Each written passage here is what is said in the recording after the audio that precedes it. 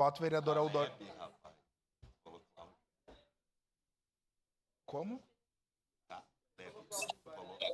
É que o vereador Cláudio estava fazendo uma defesa corporativa e sindical aqui de uma classe que é muito desvalorizada por ele. Obrigado, vereador Caleb. Voto, presidente. Sim, senhor vereador Juliano. Em declaração de voto, vereador Aldonei.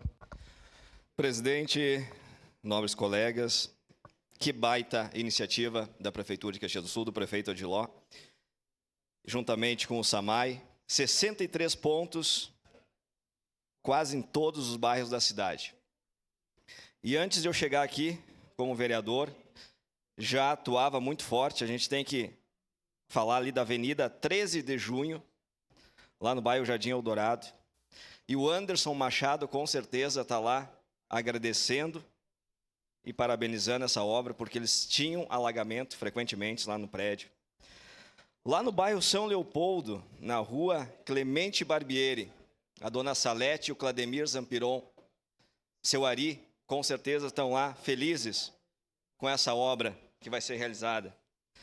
Lá no bairro Planalto, vereador presidente Lucas Carenato e ex-secretário Wagner, colega, Juvenal Herculano Cruz. Lembra dessa rua, vereador Wagner? Rua Juvenal Herculano Cruz, lá no bairro Planalto.